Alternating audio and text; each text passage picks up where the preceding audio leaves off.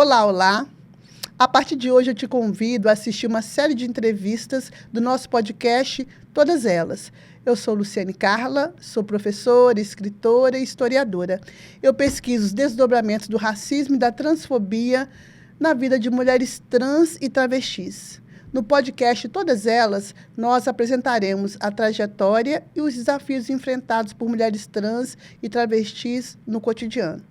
Mas, afinal de contas, quem são as nossas protagonistas? De quais mulheres nós estamos falando? Há um tempo atrás, havia o entendimento de que havia uma diferença entre mulheres trans e travestis. Mulheres trans e travestis são pessoas que nasceram com sexo biológico masculino, mas que têm a sua identidade de gênero feminina. E a ciência, dizia que a diferença entre elas é que as mulheres trans tinham uma abjeção pelo seu sexo biológico e desejavam a cirurgia de redesignação sexual, também chamada de transgenitalização ou, popularmente, a cirurgia de mudança de sexo. E que as travestis não tinham essa abjeção em relação ao seu órgão sexual e não desejavam a cirurgia. Mas os estudos avançaram e percebeu-se que nem todas as mulheres trans desejam a cirurgia de redesignação e algumas travestis desejam. Então, esse ponto de diferenciação não faz mais sentido, porque não é como a sociedade as classifica, mas como essas mulheres se entendem e se definem. Então, hoje, eu quero convidar para abrir essa série de entrevistas uma pessoa que eu admiro muito. Uma pessoa que é ativista dos direitos da população LGBTI+, ela é militante do movimento negro, ela é afroartista, é a minha amiga, Agatha Banks. Seja bem-vinda, Agatha. Obrigado, Lu. Que maravilha. Obrigado pelo convite. Obrigado por poder estar aqui para abordar esses temas tão importantes, né? Bem, eu sou uma sobrevivente, desse mundo e uma artista, uma artista da cultura negra, uma ativista de direitos humanos, uma mulher guerreira, lutadora, que busca sempre não só para o pessoal, mas também para o coletivo, porque a minha marca vem da luta coletiva, de todas nós, mulheres. Eu acho que a construção da Agatha se dá nisso. Estou muito feliz de estar aqui com você hoje, batendo esse papo extremamente importante. Parabéns pelo projeto, parabéns pela construção, pela ideia e se colocar mesmo para fazer as provocações necessárias enquanto sociedade. Nós queremos saber um pouco sobre a sua trajetória. Antes, eu quero enfatizar que eu quero agradecer o Governo do Estado do Espírito Santo, através do Funcultura, e da Secult, que é a Secretaria de Estado do Espírito Santo, que patrocina, através do edital de cultura, esse podcast. E então, Agatha, eu quero que você me diga como foi a sua infância, tá? Vai ser um bate-papo bem tranquilo, vai ser uma conversa. E você me fala assim, como foi a sua infância? Como foi a infância da Agatha?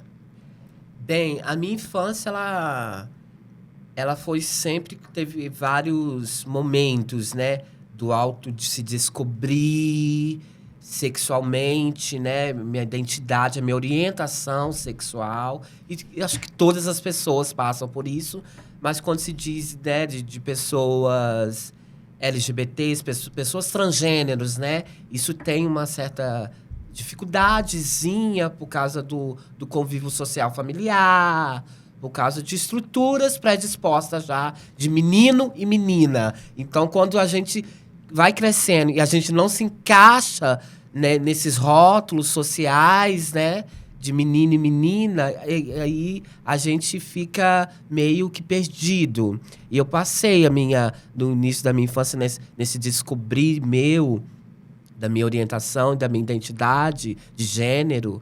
Eu me sentia confusa mesmo, porque eu era uma criança. Eu não tinha noção de nada, igual todas as crianças inocentes. Então, eu passei a perceber que eu era diferente, Porque eu não gostava de nada de que os meninos gostavam.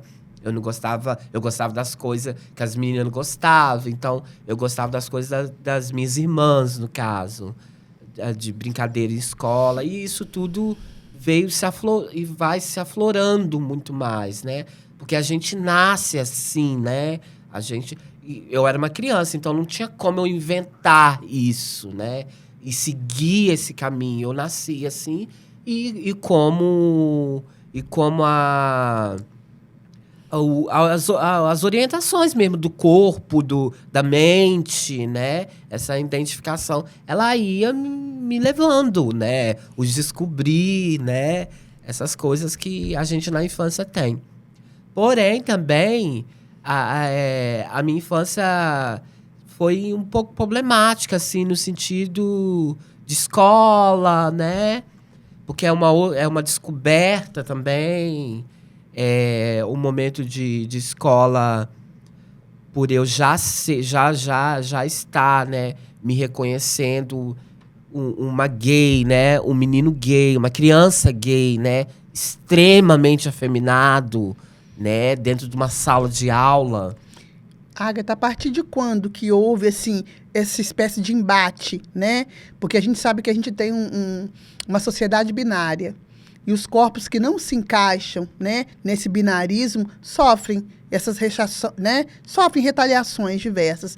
Então, a partir de quando, né, você, como você mesmo disse, né, se descobrindo ainda como um menino gay, né, nessa época, quando que isso começa, quando que esses embates começam a acontecer? Quando que você começa a sofrer essas violências? Sim. Na verdade, eu acho que eu venho bem cedo, bem antes mesmo, assim, mas com uns 11, 12 anos de idade, que é aquele que a gente já tá mais, né, pra puberdade, né? Sim. Isso, essa descoberta da puberdade. Então, eu acho que ali foi um marco pra mim, que eu falei, não, eu gosto de menino. Sim. Eu naquela idade, eu gosto de beijar menino, eu me senti mesmo descoberta mesmo, né? De atração, enfim, né? De orientação mesmo. Então, acho que foi ali, aos 11, 12 anos de idade, que eu entendi que eu não gostava de menina, igual eu deveria gostar, igual todos os meninos, igual meu irmão, igual meus colegas. Enfim, ali eu vi que eu me descobri ali, né, nesse caminho. O que foi difícil e se perpetua, né, por um bom tempo, é dizer isso. A família. Como né? é que foi na família? É isso que eu quero te perguntar. Eu deixei levar. Eu venho de uma família humilde, né? Muito humilde, com pouco estudo também, né? A minha falecida mãe era analfabeta. Então, eu venho de uma construção familiar muito humilde. E eu nunca precisei dizer, na verdade, né? Eu acho que foram entendendo devido aos meus comportamentos, devido os meus trejeitos, né? Eu acho que eu nunca falei, mãe, eu sou gay. Eu nunca falei isso. Pai, eu sou gay. Irmão, eu sou gay. Eu nunca falei isso pra ninguém da minha família. Mas eu acho que veio vindo essa construção. Porque era muito mais era uma coisa visual e era muito mais visível que não tinha como, né? Não tinha como passar né? Despercebido, porque tava assim, eu era uma menina num corpo de um menino. Entendeu? E ficou muito assim. Agatha, a gente escuta muitas histórias, eu, enquanto pesquisadora do tema, né, eu escuto muitas histórias e leio de que as primeiras violências, né, que as pessoas trans e travestis sofrem são na família, no universo familiar. Muitas dessas meninas são expulsas de casa muito cedo, né, porque a família, esse núcleo familiar não acolhe, não entende, E a maioria delas acaba, né, encontrando, não conseguindo avançar nos estudos, né, e acaba encontrando um acolhimento, um lugar, né, para conseguir sobreviver, uma única meio de sobrevivência, a prostituição. Então, eu quero que você me fale, na sua família, como foi essa descoberta, né? Houve um acolhimento, não foi? Depois a gente vai falar sobre a escola. Então, Lu, na minha família, assim, o que você está falando é extremamente importante, é verdade. É uma realidade mesmo das pessoas transgêneros, né? Esse momento da família, e que é extremamente importante. Comigo, aconteceu super natural. A minha família, graças a Deus, aos orixás, sempre me apoiou, né, no sentido. E foi ao contrário comigo. Aí foi quando eu tive 15, 16 anos, foi pegando a idade, assim, mais, né? Mais da meninada, né? Enfim, já se sente dono do mundo. Eu quis sair de casa. Eu que quis sair de casa. Por mim mesmo, né? Eu que quis sair de casa. Mas não porque a minha família não me aceitava. Eu que quis sair para ter mais liberdade. Sim. Para ser mais eu, né? Para viver as experiências, o que o mundo me guardava para mim, né? Enfim, então foi ao contrário. Eu tive uma família que bom, que me apoiou, me apoia até hoje, né? Me apoia até hoje. Nunca sofri preconceitos nem nada. Mas é importante dizer que, infelizmente, é uma realidade da maioria das pessoas trans e travestis no mundo, né? Sim. Que essa não aceitação, isso gera uma série de problemática para essas pessoas trans e travestis. Porque uma vez que elas são expulsas de casa, então, para além dessa dor, né? Essa dor do peito, né? Essa dor física. Rejeição, abandono.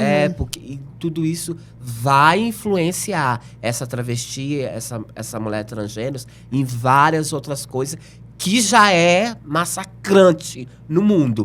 Então, essas famílias, quando elas expulsam essas meninas tão cedo, tão jovens, tão novas, do seio familiar, por elas serem o que elas são, então essas meninas vão ser brutalmente atravessadas por várias violências lá na frente. E a escola? Como é que foi a escola? A gente ouve vários relatos também, né, sobre o universo escolar. Eu sempre falo, também sou militante do movimento negro, e quando eu vou nas escolas, eu falo que a escola é um lugar de diversidade. A gente vê múltipla diversidade, mas é o lugar onde as pessoas sofrem, né, mais violência ao longo da sua vida. Tem várias pesquisas, né, atestando isso. A escola é o lugar onde mais se produz violências e opressões. Como é que foi a vida da Ágata, né, na escola? Bem, a minha vida na escola foi bem marcante e forte, que é a diversidade que existe na escola, e não deveria ter. Escola, eu acho que é um lugar plural, né? A gente fala que é muito plural, mas no meu período escolar, eu sofri vários bullying que se falavam, né? Sim. Sim, mas era preconceito, racismo, né? Era muito racismo mesmo. Então, essas coisas me desmotivavam de ir para a escola, né? Essas coisas me desmotivavam muito. Então, aí que eu entrei nas estatísticas também da evasão escolar. Você né? evadiu da Eu escola? abandonei os estudos, assim. Com quantos anos isso, Ágata? Com 14, 15 anos, eu abandonei meus estudos. Porque eu já ia pra escola com um batonzinho, um brilhozinho. A bermuda de uniforme da escola, eu dobrava ela. Eu queria ficar igual a das meninas. Sim. Eu não queria o meu uniforme masculino, eu queria o meu uniforme feminino. Então eu já usava calcinha. né? Eu acho importante falar isso. Eu já usava calcinha porque eu não me identificava com o meu órgão genital, né? Igual os meninos, então eu queria ficar igual as meninas também. Então, tudo isso. Isso, pra mim, era uma problemática na escola, né? Por causa do preconceito, por causa da chacota, né? Nos corredores, né? Por causa de falta de preparo dos professores, dos meus, pelo menos, naquela época, né? E tudo isso que eu passei. Já chorei várias vezes na escola. Tinha vezes que tinha hora de recreio, que eu ficava dentro da sala. Eu não ia pro pátio, né? Mas por que você não ia? Eu não ia pro pátio justamente para ficar sendo ridicularizada, né? Sofrendo preconceito mesmo. Por ser afeminada, porque até então, né, eu era um gay afeminadíssimo, né? Então, para sofrer, ficar em círculos, sofrendo essas brincadeiras que não era brincadeira, né? Que é um preconceito recreativo, racismo recreativo. Que os meus colegas, sem saber... Hoje eu entendo isso, né? Sem saber também, praticavam, faziam isso. Não só comigo, com outras pessoas também. Por também não ter... Por não entender também, né? Uma cultura preconceituosa, né? Porque nós tínhamos a mesma idade. Eu estava na sala de aula com a galera toda, né? Se a gente colocar uma linha, né? Todo mundo da mesma idade. Então, por que eles faziam isso comigo? Então, vem desse racismo estrutural, dessa LGBTfobia, né?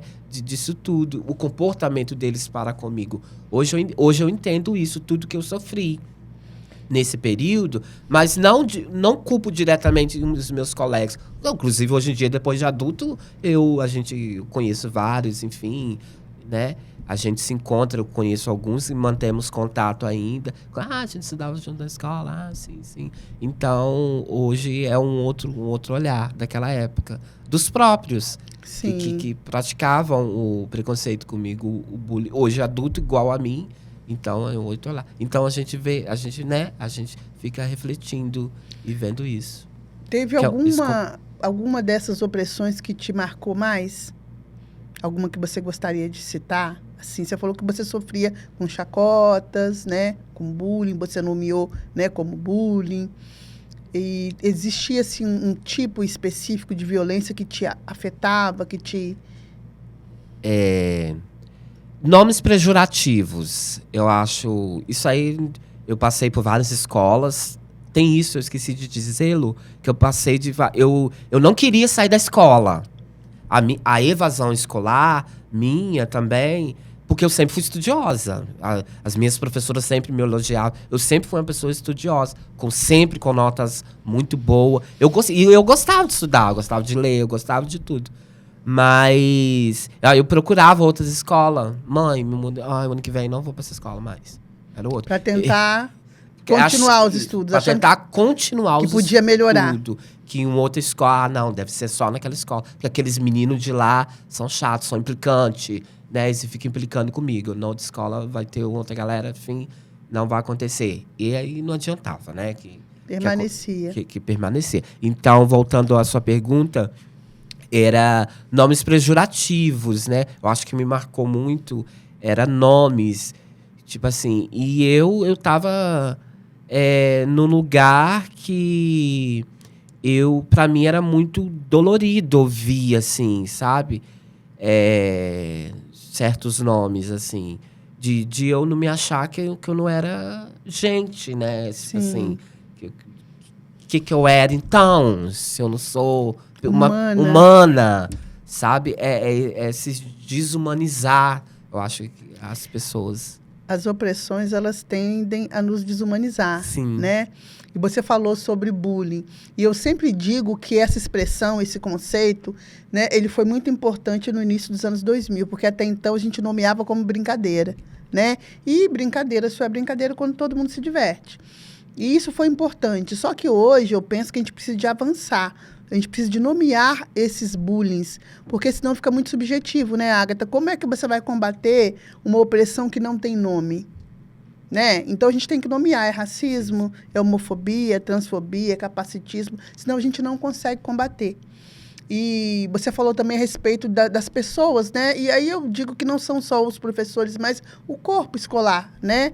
De um modo geral. Todo mundo que está na escola precisa aprender mais, né?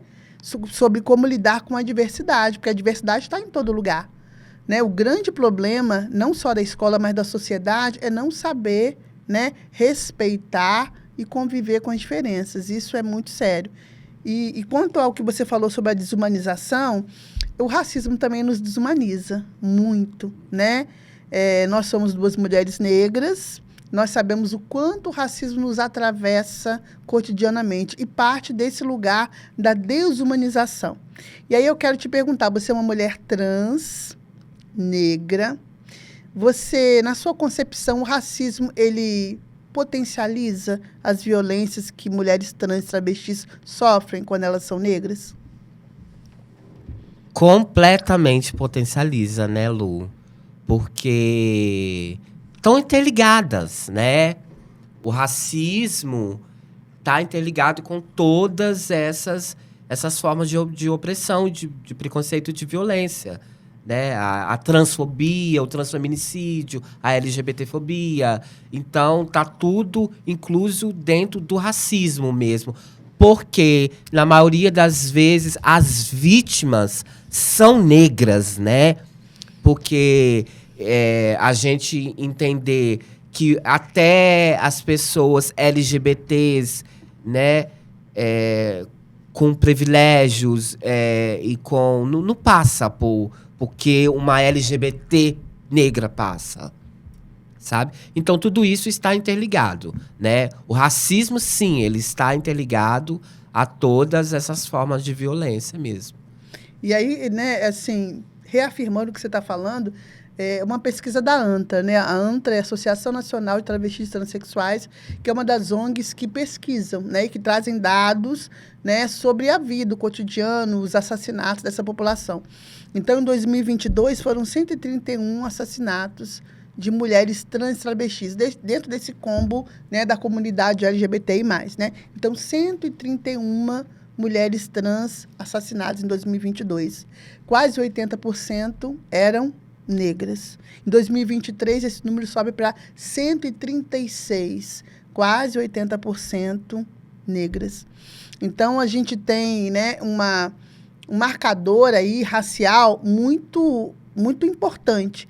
E a gente entende que esse corpo, né, ele sofre com intersecções. Ou seja, eu sempre digo, é mulher, vai sofrer com machismo, com homofobia, é trans, ela vai sofrer mais. É uma trans negra, ela sofre mais ainda. E aí a gente entende que o racismo, ele consegue atravessar essas camadas, né? Todas as camadas. E se a pessoa da comunidade LGBT, com certeza ela vai sofrer. Mas se ela for trans, se ela for negra, ela sofre mais. E dentro desse grupo, a gente percebe que as trans e travestis são as que mais sofrem essas opressões, né? Isso é muito sério. Por isso que a minha pesquisa trata sobre violência e racismo. Porque eu procuro mostrar que o racismo, ele é um potenciador de todas as outras formas de opressões que existem na sociedade. Todas as outras formas, né? Então, se a pessoa é gay, ela sofre, mas se ela é gay e negro, ela sofre mais. Se a pessoa é deficiente, ela sofre com capacitismo, mas se ela é deficiente e negro, ela vai sofrer mais, né? E isso é muito relevante da gente falar. Agatha, quando que você começa a se montar? Quando que você se entende enquanto trans, né? E transforma o seu guarda-roupa, a sua performance, né? Enquanto mulher, quando que isso acontece? Essa parte minha, ela começa de 15 para 16 anos, né? Que aí eu já ficava 24 horas de roupa feminina, né? De batonzinho, de brinco, já ficava 24 horas já com as identidades femininas mesmo, né? Esmalte na unha, eu já comecei a minha transgenerização, né? Para fazer essa transição. Para fazer essa transição. Você se sentia segura em circular nos espaços de convivência? Não. Até hoje. Você não se sente segura? Até hoje. Até hoje. Hoje eu me sinto mais segura, mas assim, eu não me sinto tão segura que ainda existe, né?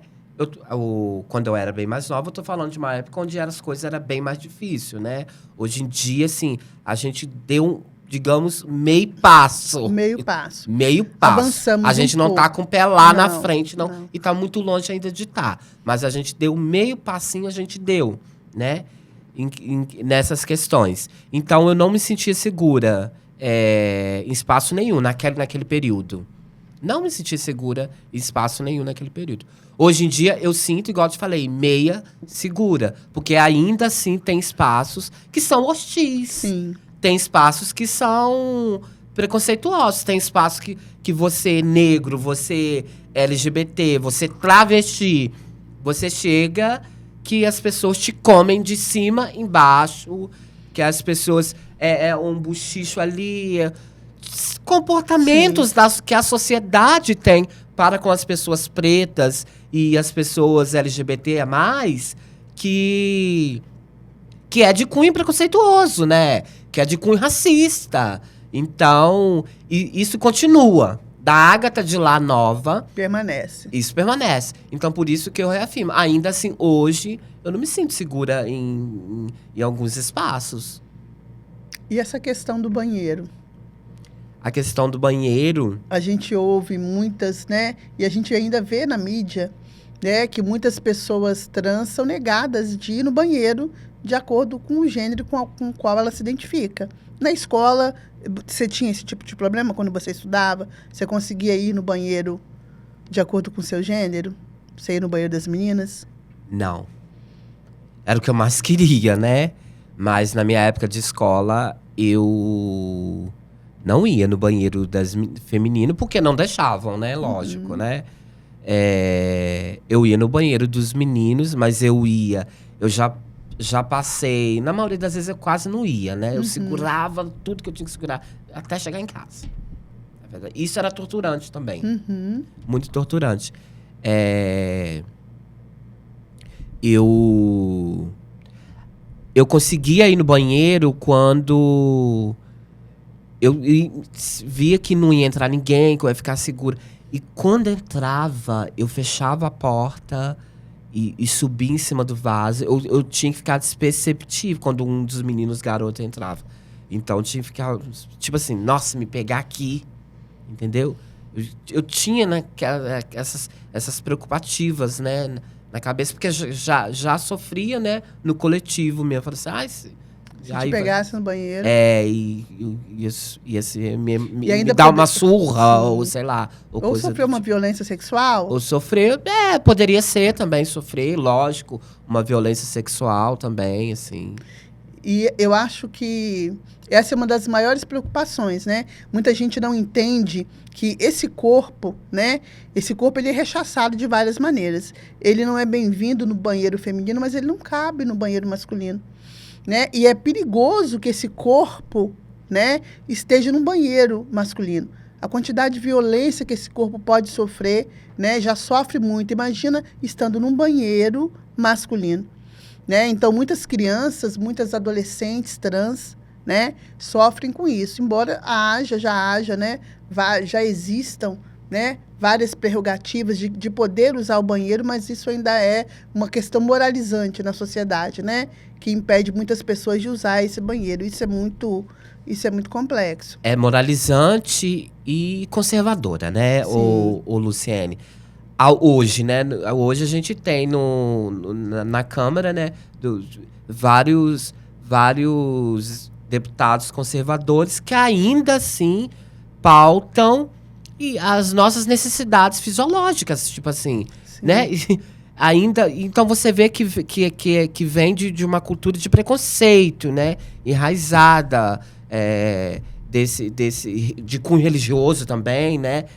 Pelo menos é o que está posto lá, né? Aquele parlamento, aqueles representantes, eles estão a esse desserviço com as pessoas, né, LGBT+, e principalmente com as pessoas trans. Então, querem querem nos proibir, sabe? De fazer as nossas necessidades fisiológicas. Então, é muito... É muito cruel, né? É cruel e muito... É cruel, é perverso. E é um desserviço. É um desserviço. Porque com tantas outras problemáticas que esses parlamentares, né? Eu acredito que eles devem ter sido eleitos, assim, por propostas de projetos ou qualquer outra coisa na área da educação, na área da saúde, na área... Então, assim, essa perseguição, Lu... É uma perseguição. É uma perseguição, né? Com esta comunidade, com o povo negro, com os povos tradicionais. São esse modelo de política que é antidemocrática, que é anti-humana, né? Que é de extrema violações de direitos humanos. Ela desumaniza esse modelo de comportamento de alguns parlamentares e de projetos de leis por eles impostos. Ela desumaniza, ela é inconstitucional, sempre, na maioria das vezes, né? Então, é muito difícil. Eu penso que é como se essas pessoas não tivessem o direito de existir. De existir. Né? Exatamente. Porque você não tem nenhum direito garantido. Pessoas trans não têm direito. A escola, né? A Constituição determina que é para todas as pessoas. Só que pessoas trans não têm o direito à escola porque elas não se sentem seguras nesse espaço.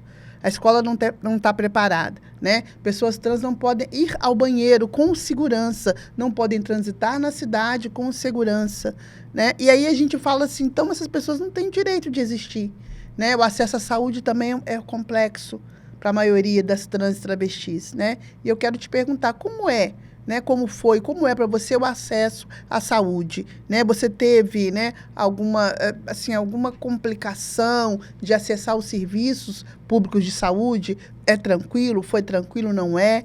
Como que é para você, Ágata? Ô Lu, hoje eu tenho mais uma abertura, assim, né? Eu acho que até porque era um pouco também de nós, né? Era um pouco de mim, eu vou falar por mim também, né? Mas eu acredito que acontece com todas nós. De ir mesmo, de procurar o serviço de saúde, porque para não ser respeitada, né? Naqueles espaços, primeiramente, né? Respeitada enquanto a sua identidade, né? Não ser respeitada e por sofrer algum tipo de preconceito. Isso nos afasta do sistema de saúde porque a gente procura outros mecanismos por conta própria, assim, né? Que tipo de mecanismos seriam esses? Se automedicar, procurar uma pessoa que oriente alguma outra coisa. Sempre fora de não ir ao hospital, de não ir à unidade de saúde, de não ir, né? Então, antigamente, eu sempre tive esse receio, né? De estar procurando, de fazer um check-up, digamos, né? Uns exames. Eu tinha, né? Várias coisas na minha cabeça em relação a esse medo. Quebrei tudo isso, né? Mas esses medos que eu tinha já era de um comportamento enquanto sociedade, né? Vai ser diferente. Lá também vai ser a mesma coisa. E também por falta de preparo, né?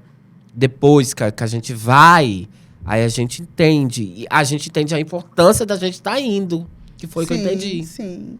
Eu entendi e foi ali.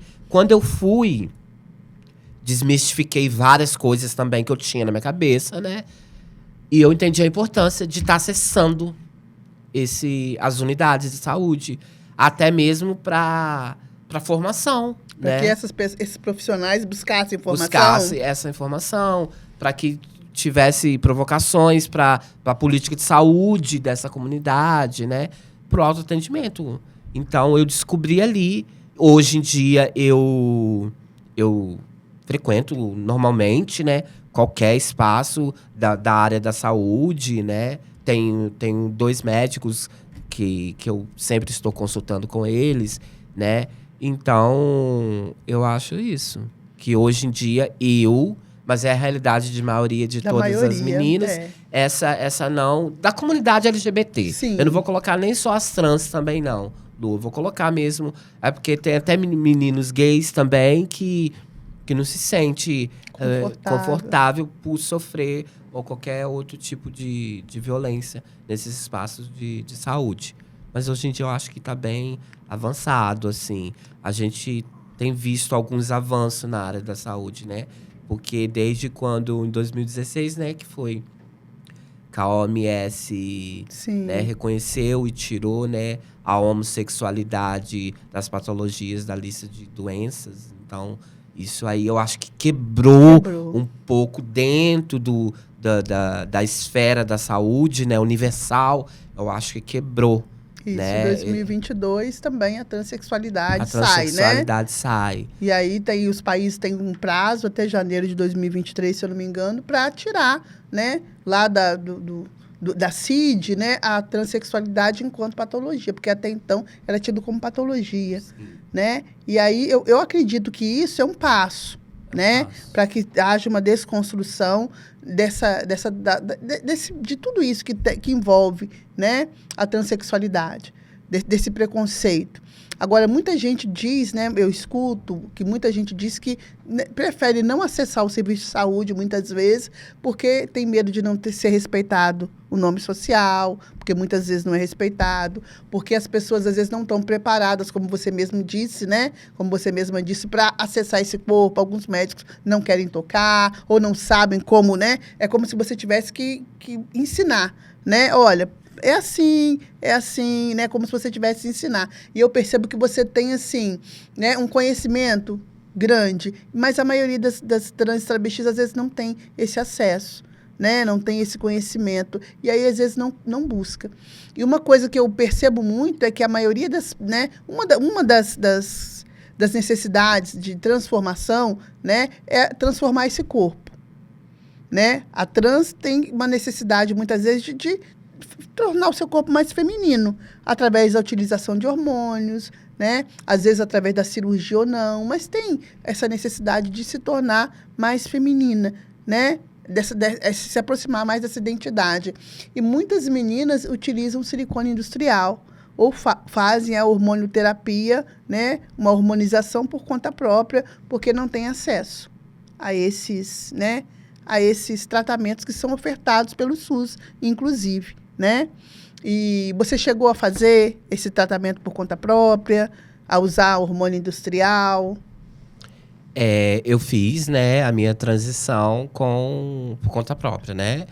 A minha hormonização foi por conta própria, que isso não é indicado, tá? A gente precisa ressaltar aqui que isso não é indicado. Hoje a gente tem alguns lugares, né? Não é em todos os lugares, né? A gente tem algumas unidades que começa a ter endocrinologistas, né? Para acompanhar essa transição das pessoas transgêneros com hormonização regular, né? Com hormonização com autocontrole. E não assim, igual a maioria de todas nós. Antigamente, até os dias de hoje, fazemos por conta própria. Que é muito arriscado. Sim. Né? E tem várias contraindicações, né? É muito arriscado. E você tocou do silicone industrial. É por causa disso tudo, né? Dessa invasão da unidade de saúde e as necessidades de não ter a política de saúde para essa população. Muitas vezes é torturante para essas meninas, que é quase uma automutilação, né? Sim. Do próprio corpo, né? E na maioria das vezes vem a óbito mesmo, né? Porque pega uma veia, né? No silicone industrial, né? Pega uma veia, né? Todas as mortes são assim. Ou uma infecção, né? Porque você está colocando dentro do seu corpo algo que... É automotivo né? É para veículo esse silicone? É de avião. É de avião. É um silicone de avião. Olha. É de avião. E é muito perigoso, né? Então, por vários anos, isso começou lá na década de 80, 70, né? Quando se falava as bombadeiras, né? Que eram aquelas que bombavam, né? Os corpos das meninas trans. Então, todo mundo queria mudar o corpo, né? Feminino. Então, se passava por esse período de auto se mutilar, né? Então, várias faleceram, né? Existem documentários antigos que falam... Casa Bartô é um documentário muito interessante, quem puder assistir. E ele se encontra desde 70, 80, 90, no Rio, quando começou. Eu acho que foi a casa mais bom desse processo de silicone industrial, né? E no documentário mostra realmente mesmo todo aquele processo torturante que era. Então, nos dias de hoje, a gente tem se avançado um pouco, né, em relação a isso, porque hoje em dia, numa realidade de colocar um silicone, né, a gente consegue manter, através dos hormônios regulares, né, os seios, né, a construção do seio, desde que você comece esse tratamento muito cedo também, né? Essa harmonização muito cedo. Hoje em dia, eu não hormonizo mais. Eu não tomo nenhum hormônio. Hoje em dia, eu não tomo por já não me sentir bem com hormônio, sabe? Eu não me sinto bem tomando hormônio. Mas quando eu tomava, eu sentia vários enjoos, várias tonturas. Não me sentia bem, mas tomava. E tomava vários, assim, né? Eu tomava um pra isso, um pra isso, um pra aquilo, sabe? Eu tomava vários. E isso foi bastante tempo, período que eu fiquei. Hoje em dia eu não tomo hormônio. Lá uma vez ou outra, assim, vamos supor, de 2 em 2 anos, de 3 em 3 anos, que eu tomo uma injeçãozinha, uma coisa mais... com prescrição médica, na farmácia, vou e aplico. Enfim. Você estava falando que sentia enjoo. Eu estava lendo que é como se você tivesse TPM, né? Os efeitos da TPM, os efeitos da menopausa, né? E da pós-menopausa. E a gente sabe que, né? Isso é loucura. Então, tudo junto, né? E aí afeta o seu humor, afeta o seu estado de espírito, afeta a sua saúde. É muita coisa, né? Sim, muitas. E um risco de trombose também, muito grande, né? Embolia também, né? Embolia. Então, não é recomendado, não, né? A auto-hormonização por conta própria não é recomendado. Então, procurar um especialista. Procurar um endócrino, procurar um especialista mesmo, para poder estar fazendo a sua transição e ficar lindes. Quero te perguntar agora sobre trabalho. Mercado de trabalho. Como é o mercado de trabalho? Como que o mercado de trabalho absorve ou não absorve, né, essas pessoas trans e travestis? Como é que é? Essas pessoas, a gente falou que essas pessoas não têm, muitas vezes são expulsas de casa, né? A escola não é um lugar seguro, né? A maioria das meninas evadem, né? Tem uma estudiosa, Berenice Bento, que ela fala que é uma expulsão informal, né? Não é que elas vão embora porque querem, porque evadir é como se você tivesse ido porque você quis, né? Então, uma expulsão informal, porque é como, informalmente, elas é como se aquele lugar não fosse para elas, né? É como se esse lugar não fosse para trans e travestis. A escola não está preparada. E aí, essa menina, ela, às vezes, é expulsa de casa, ela não consegue completar a educação básica, e ela consegue inserção no mercado de trabalho? Como que é? Lu, tirando a violência, né? Porque é o país que mais mata, né? Então, tirando a violência, a empregabilidade é o maior problema que as pessoas trans, gêneros e travestis têm no mundo, né? Por quê? Por causa do preconceito, por causa da transfobia, né? A transfobia, ela é um bloqueio, para além das violências, né? Ela é um bloqueio muito forte para que essas pessoas para que nós entramos ao mercado de trabalho, para que nós cheguemos ao mercado de trabalho. É muito difícil para uma menina trans ser empregada numa lojinha de açaí. Num front truck, numa lanchonete. Pode ser o serviço mínimo. Sabe? Então, é muito difícil as pessoas credibilizar, primeiramente, e romper com isso. E fazer dar essa oportunidade para essas pessoas. Que eu acho que isso é muito importante, porque é uma coisa que empurra mais para o submundo e para a prostituição a falta de... interliga, né? Sim. A falta de oportunidade que já vem desde quando é pressuposto de uma pessoa trans, né? Que só tem o submundo. Então, a falta de empregabilidade, ela mantém. Então, isso é de cunho transfóbico, porque preferem vê-las lá. Na é prostituição. importante dizer isso. Porque a sociedade, e quando eu falo sociedade, eu falo num conjunto desse lugar que a gente está falando aqui, de empregabilidade trans. Então, muitas dessas pessoas preferem não empregar, eu falo isso abertamente, não empregar as travestis e pessoas trans, porque preferem que elas ficam lá, porque acham que aquele é o lugar, que elas só merecem aquele lugar, que elas não podem ter uma cidadania, né, igual todas as pessoas, que elas não podem se manter igual todas as pessoas, que aquele lugar lá é o lugar... De exclusão, né? De exclusão. Então, eu acho que isso é uma forma de reforçar a transfobia e de fazer essa violência, né? Com essas pessoas mesmo. Essa problemática ela é muito grande da empregabilidade trans, né? A gente tem pautado muito isso.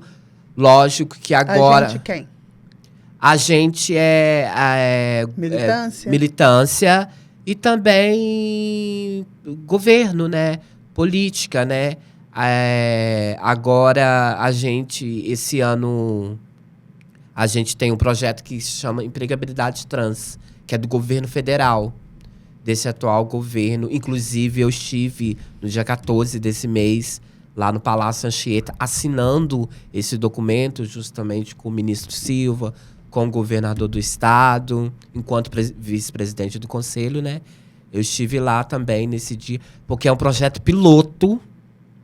E o Espírito Santo vai ser um dos primeiros estados a executar. É um projeto, assim, lógico que vai ter que fazer várias alterações, modificações, mas como é um projeto piloto, é para ver mesmo, né? Se vai funcionar. Se vai funcionar, se vai entendeu? Ter, né? Aí porque vai envolver um rol de empresas, né? Muito bom, que maravilha. Para garantir... Não só no período. É isso aí. Não só no período desse projeto, mas assim, para manter também e a partir de essas quando? pessoas empregadas. Ano que vem? A gente acredita que a partir do final desse ano ainda, olha, a gente consegue começar a executar. Notícia boa. Notícia boa, sim. No meio de tantas, né, notícias assim, sim, traumáticas e perigosas e transfóbicas, a gente tem uma luz aí, né? Uma luz. Então, esse projeto, ele chega através do governo federal e da Secretaria Nacional de LGBT, que é a PN+. Então, o Espírito Santo vai ser são 5 estados, eu não vou me lembrar aqui todos, mas são 5 estados que vão ser os pilotos, os estados Isso piloto. É muito bom. Então, lógico que vai ser reduzido, por ser piloto, a gente vai ter umas poucas vagas, né? Mas é o começo. Porque é o começo, porque é um teste, né? Para ver como vai funcionar. Para até ter dados também, né? Porque iniciando esse projeto, a gente vai, através dos levantamentos, né? A gente vai ter dados dessa população. Isso é muito importante. Como vai funcionar. Porque a gente não tem dados. É um avanço, né? Que a gente está avançando. A gente não tem dados. Eu sou pesquisadora. Exatamente. E a gente não encontra dados. Não existe dentro... Né? Não existe uma política pública de procurar dados sobre essa população. Não tem um censo. Então, todos os dados que eu consigo e que os pesquisadores e pesquisadoras têm sobre a população trans são de ONGs.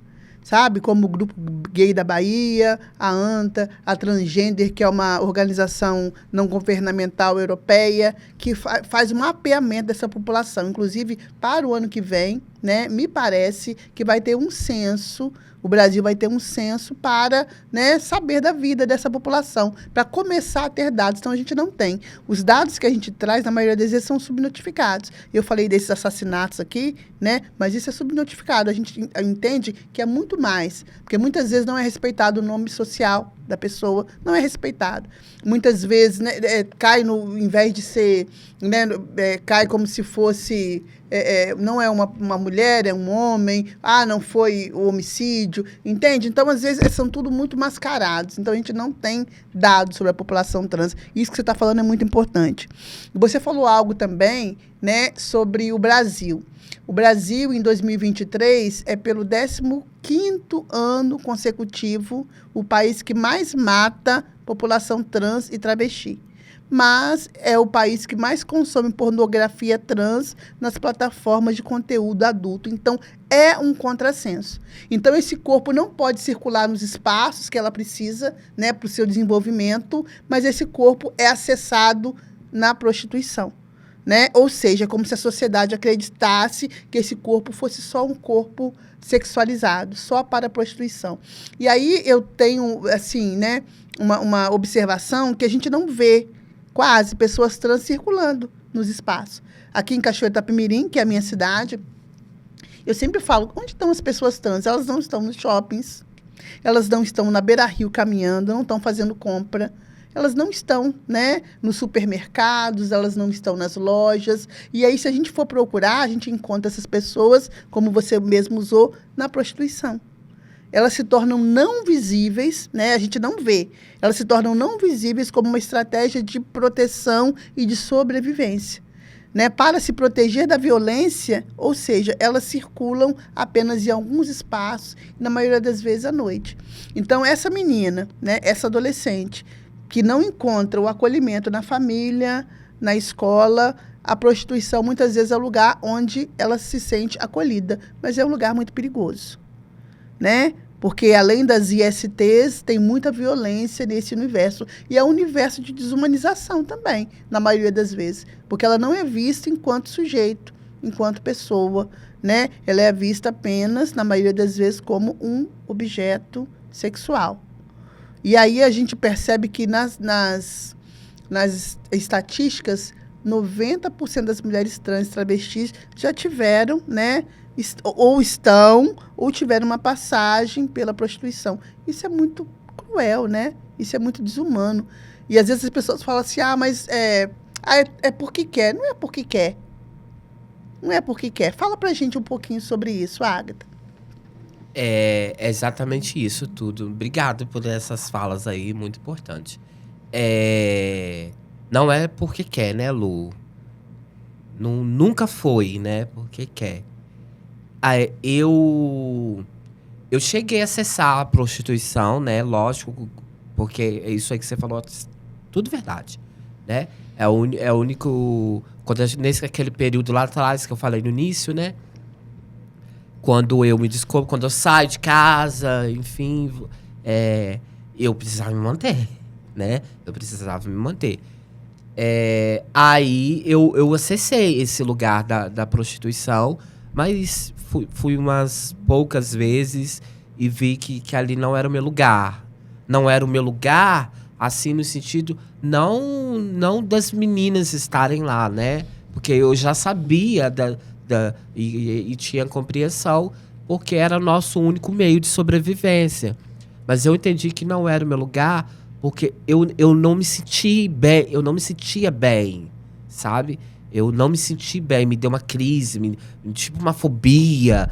Todas as vezes que eu tentei, que não foi só uma, foi umas 5, 6 vezes, eu acho. E até em lugares diferentes, em pontos diferentes, né? Porque até isso eu pensava, talvez que é porque era naquele ponto, aí ia pra outro, ou não, em outra cidade, porque, entendeu? Essa transição. E não, era exatamente... É porque eu não conseguia, me dava uma crise, porque, eu vou ser morta. Vai passar um carro, vai me dar um tiro.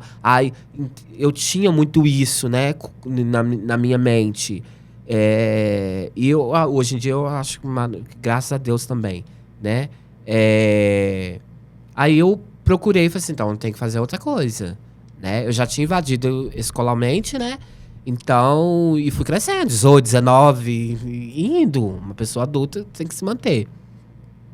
Aí eu fiz um curso de cabeleireira, né? Aí eu procurei ser cabeleireira. Já tive salão de beleza, né? Que foi que eu me mantive, que eu consegui me manter, assim, né? Não vivendo com família, né? Mas ainda assim, precisando da ajuda da família, às vezes sempre nos perrengues, não consigo pagar aluguel esse mês. Essas assim, sim. mãe, tem como, irmã, tem como. Isso, assim, uma continha de luz, uma continha d'água, uma ajuda, uma cesta básica. Tudo isso a gente, Sim. preto, a gente passa por isso, né? Então, foi muito difícil. Eu tive esse momento, assim, muito, muito marcante também, né? Mas isso tudo veio me construindo. Eu falo que eu ainda estou sendo lapidada, né? Eu ainda estou sendo lapidada. E você muito ainda, né, lapidada. Porque isso tudo vem de uma construção. Então eu fui passando por isso, por esses momentos. E de violência também, entre esses períodos todos, assim. Então é muito importante a gente não ter... Você falou que a gente não tem dados, né? A gente não quase não tem dados. A gente é negligenciada, muito, né? Sempre negligenciada, né? Então, é muito difícil isso tudo. Eu acho que a gente não consegue avançar enquanto uma sociedade mais justa e igualitária, enquanto a gente não romper esses estigmas colocados, né? Esses rótulos colocados socialmente. E tudo vem através do racismo, Luciene. Tudo isso vem através do racismo. Eu acho que quando a gente não conseguir combater o racismo assim, de forma eminente, eu acho que a gente não consegue acabar com essas outras problemáticas desiguais. Sabe? A gente não consegue avançar. Porque é um elo, né? Elas estão interligadas. E na maioria das vezes é as pessoas negras, trans, né? Periférica. É engraçado é que eu vou lembrando várias... Eu vou falando, Sim, eu vou lembrando. Eu vou lá e volto cá. É um bate-papo. Eu vou lá e volto cá. Porque da empregabilidade trans, a gente consegue ver, assim, os padrões colocados, né? Porque ainda assim tem pessoas trans brancas que ainda tem esse privilégio, ao contrário de mim, que sou negra. Isso eu senti bem agora, assim. Isso é atual. Tô falando de agora, o momento atual. Eu, Agatha, formada, depois, né, já ter me formado, né, depois de adulta, assim, ter pelo menos um chão, né, um porto seguro, que eu tô, assim, por agora. Mas ainda assim eu vejo que ainda tem preconceito. Se tiver uma outra, estamos na entrevista de emprego para ser escolhidas duas trans. A trans negra não vai ser escolhida, né? Ainda tem isso. Isso é com todas as pessoas negras. A empregabilidade tem padrão, né? Tem padrão. Então, eu acho... E esse projeto, o Empodera, que eu falei anteriormente, ele tem, lógico, as suas premissas e cotas, enfim, né? Então, voltado extremamente só para as pessoas negras. Assim de um hall de privilégio mesmo, para as pessoas negras. Primeiramente, pessoas trans, travestis, negras e qualquer pessoa, lésbica, gay, da comunidade LGBT negras. E depois a gente vai abrindo. Abrindo mais. Porque a gente sabe disso tudo que você já falou. É porque foi se pegado uns dados e visto. E realmente entendeu? Isso. A gente coloca na linha... Né, na pesquisa deles para criar esse projeto, com certeza eles colocaram nessa linha. Não, e quando a gente fala sobre isso, às vezes as pessoas falam, nossa, mas é exagero.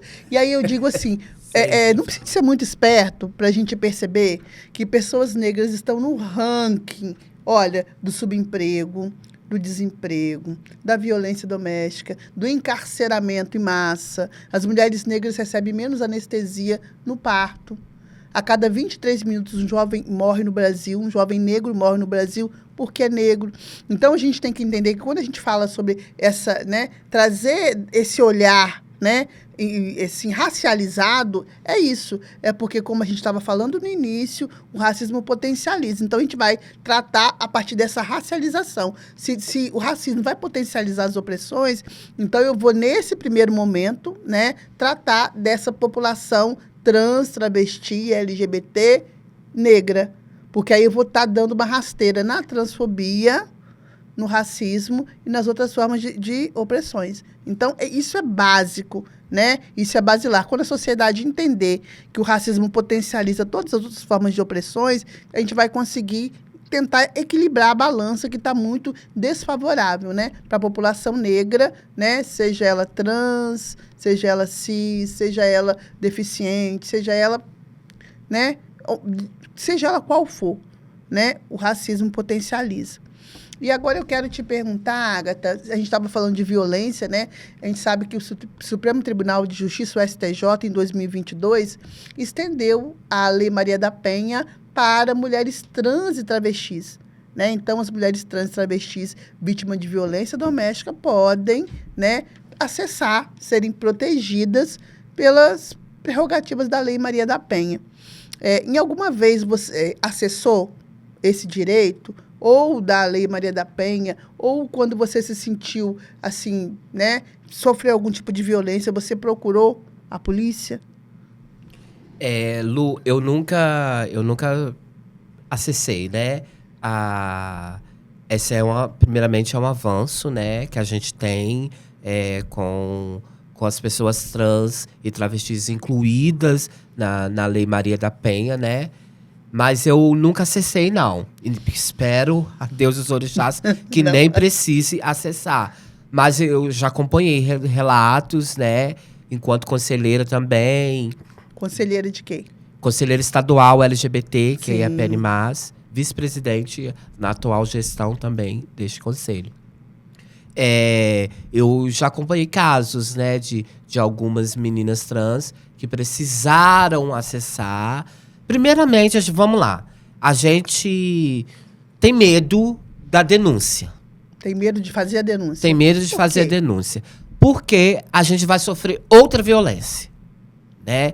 Porque para uma travesti vítima de qualquer que seja, vou te falar, até de um furto de um celular. Vamos supor, roubou meu celular, aí eu vou fazer um boletim de ocorrência, vou lá na delegacia fazer um boletim de ocorrência. Essa travesti, ela não vai.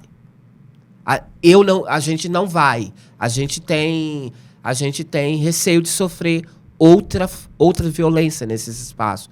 Porque, historicamente, é um espaço também que faz isso com esses corpos, né? Que por falta de formação, né, de capacitação desse lugar que vai receber essa denúncia, as pessoas, nós temos medo, muito medo de fazer o BO, o boletim de ocorrência, e prestar queixa, né, de qualquer forma de violência. Então, porque nesses espaços a gente não tem a nossa identidade respeitada. Nesses espaços ele é machista, é preciso dizer isso, porque é um espaço extremamente machista, homofóbico, racista, né? Então, assim, eu falo mesmo, eu, uma travesti preta, eu tenho medo de, tipo assim, né? De ir.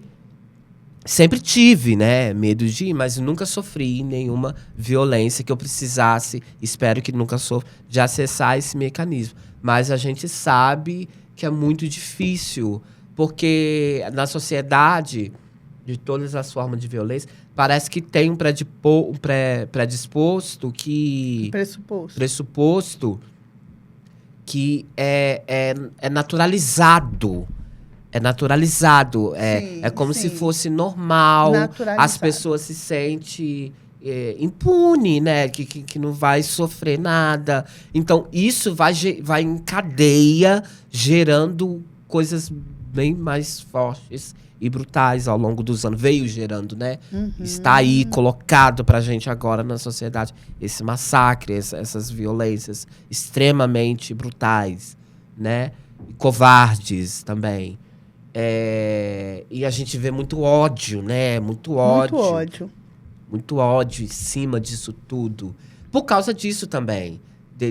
Desse mecanismo da falta de impunidade, dessa coisa enraizada que tem, né? Sobre o corpo travesti, sobre o corpo trans. É um corpo desumanizado e demonizado também, né? O tempo todo. Isso é o tempo todo, Luciene, é o tempo todo. Então, tem muito isso com a gente, sabe? Então, a gente vítima de violência, a gente sabe que a gente vai sofrer uma outra violência nesse espaço. Então, a maioria das vezes, a gente mesmo se negligencia, né? Sim, Nós sim. mesmos nos negligenciamos. Então, que não é o certo. A gente tem que acessar. Mas Sim. como a gente acessa? Porque para chegar nesse espaço, pelo menos, para se sentir, a gente precisaria de estar com um advogado. Essas meninas trans precisam estar com um advogado ou com um promotor de justiça, do Ministério Público. Alguém do seu lado. Para garantir Pra que garantir- tenha seus direitos respeitados. Para garantir que tenha seus direitos respeitados. Por mais que na lei as pessoas trans e travestis agora estão inclusas na Lei Maria da Penha, a gente precisa garantir juridicamente Seja cumprida, né? que realmente alguma dessas meninas que vai acessar esse mecanismo por sofrer violência, que realmente elas sejam... que não está acontecendo. Né? Na verdade, a gente sabe que não está acontecendo, né? Muitos casos de transfobia e feminicídios, Sim. ô Luciene, que não está entrando como caso de transfeminicídio, que não está prerrogando da lei que já está colocada. Eu acho que Então, a gente avançou no marco legal. No marco legal. No marco legal avançamos, mas precisa de fazer isso virar rotina, prática, colocar isso na prática. A gente não tem uma lei que criminalize a homofobia e a transfobia, né? Aí o Supremo Tribunal Federal, né, inclui isso na Lei 7.716, que é na Lei de racismo. Então consta como uma injúria racial, né? Essas violências que acontecem com pessoas trans e travestis. Equiparou. Só que isso depende muito de quem está legislando, né? Do juiz. Isso depende muito do entendimento. Então, avançamos no marco legal, mas a gente tem que tornar isso algo efetivo, né? Para proteger essas pessoas, esses corpos que ainda são estigmatizados, são violentados. E como você mesmo falou, as violências são naturalizadas. Né? Você falou assim, não, eu não sofri, não. Você sofreu diversos tipos de violência, você comentou, só que você não quis acessar, achou mais seguro não acessar, né? Não vou acessar a polícia, não vou fazer um boletim de ocorrência. E muitas vezes essas violências, né, para quem sofre, eu falo enquanto mulher negra também, muitas vezes está tão naturalizada na sociedade que você vai prestar fazer um boletim de ocorrência. Mas por isso... mas isso, né? Só isso? Mas o quê? Não te bateu, não te furou, é só isso, né? Então, uma ofensa racista, transfóbica, muitas vezes não é encarada como um crime. E é crime. É crime. Só que é tão naturalizado que esses corpos, né? Que essas pessoas sejam tratadas dessa maneira que, às vezes, né? Quem deveria proteger... E quando é o contrário, né? E quando é o contrário, esses corpos trans são extremamente... são presas, assim. Sim. Tipo assim, por mínimo, né? Mínimo. Eu tô Isso falando aí. ao contrário. No contrário. Cometeu algum delito, que qualquer que seja, né? Roubou um pacote de biscoito porque tava com fome. Isso aí. Vamos lá, né? Igual coisas assim. Então, assim, nossa senhora. Tipo assim, é como se fosse um criminoso, assim, de extrema periculosidade. É verdade. Mas é isso, porque sofre. A mesma coisa, é isso aí. Apanha muito dentro do carro. aí. Até chegada na delegacia, apanha muito. É muito violentada. Muitas violações. E chega lá, passa por várias humilhações, várias violações. Isso é muito sério.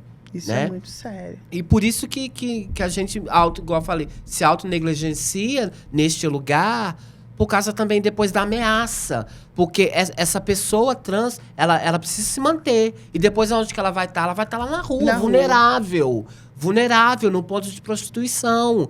Então, é por isso que tem que se cala muito, né? A gente se fecha muito, né? Esse caso, as meninas se fecham muito. E se cala muito por se segurar a sua vida, né? Porque elas precisam estar nesses lugares de vulnerabilidade, né? Que já é violento por si. Então, assim, passar, dar um tiro, né? Essas coisas. Então, é muito perigoso. É verdade, é verdade. Agatha, a conversa está muito boa, a gente está chegando no final, a gente vai puxando, né? Uma conversa, outra e tantas outras. E eu penso que uma das formas da gente combater as opressões, né? O racismo, a homofobia, a transfobia, é através da informação. Então, o objetivo desse podcast, né, o objetivo de todas elas, é trazer informação para tentar desconstruir, desarticular a transfobia, sabe, que existe na sociedade. Porque eu sempre digo que todos os preceitos, conceitos e preconceitos, eles começam, olha, aqui, né? Eles começam no nosso imaginário. Eles começam na subjetividade, depois eles vão se materializar. Então, se essas opressões foram construídas historicamente, a gente pode também, historicamente, desarticular e desconstruir. E um dos mecanismos, né, para além das políticas públicas e de tantas outras, né, é a informação. Então, assim, eu quero te fazer uma última provocação, né?